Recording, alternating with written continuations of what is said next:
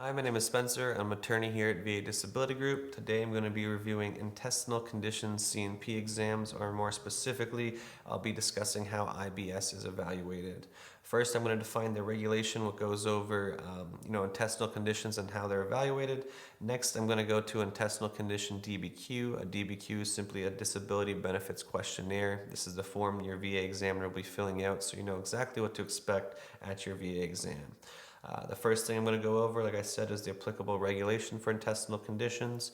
The applicable regulation is 38 CFR section 4.114, Schedule of Ratings for Digestive Systems. Now, the diagnostic code that goes with that is 7319. So what you do on this regulation page here is you're going to scroll down to 7319. 7319 states irritable colon syndrome. Now, I would like to clarify why it's irritable colon syndrome and not irritable bowel syndrome here.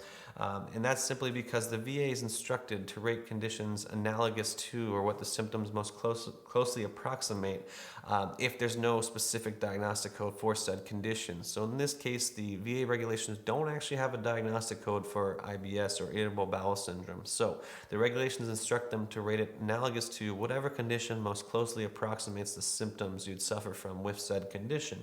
And that would be here irritable colon syndrome. So IBS is going to be rated under 7319 for irritable colon syndrome, and it's going to be assigned either a 0, a 10, or a 30% rating based on the severity and frequency of your symptoms. So, for example, you can see if you have mild symptoms, and mild disturbances of bowel function, with occasional episodes of abdominal distress, you'll get a 0%. If you have moderate symptoms or frequent episodes of bowel disturbance or abdominal distress, you'll get a 10%. And if you have severe diarrhea or alternating diarrhea and constipation of more or less constant abdominal distress, you'd be assigned a 30% under the regulation. The regulation for this condition is fairly straightforward. There's different diagnostic codes though, like I said, for different intestinal conditions, but today we're going to be focusing on IBS, but it's the most common intestinal condition veterans suffer from. So now I'm going to pull up the DBQ, and we're going to go through the DBQ page by page with you here. Page 1, not that important. They're simply going to, the VA examiner is going to simply state they reviewed your claims file and looked over the evidence in your file. Page 2, the top of page 2, this is going to simply be where the VA examiner documents, do you have a diagnosed condition?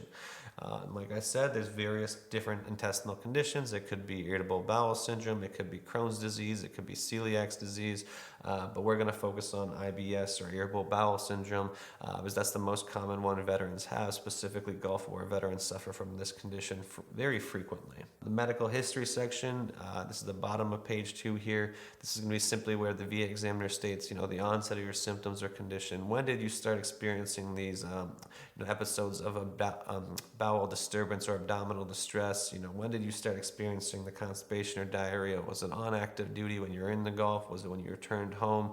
Was it post-service? These kind of things. And they're also going to discuss if you have any medications for said condition, whether it be X-Lax or Pepto-Bismol or fiber supplements. They're going to document that here. Here's the most important part, is the section 3 and 4 of page 3. This is the sections the VA adjudicators will be looking to assign a rating for your IBS. So at the top of page 3 here in section 3, you can see they're going to check a box, do they have any symptoms attributable to your condition? And they're going to check a box for what symptoms, whether it be diarrhea, nausea, abdominal distension, these symptoms here are vomiting. They're going to check those boxes there.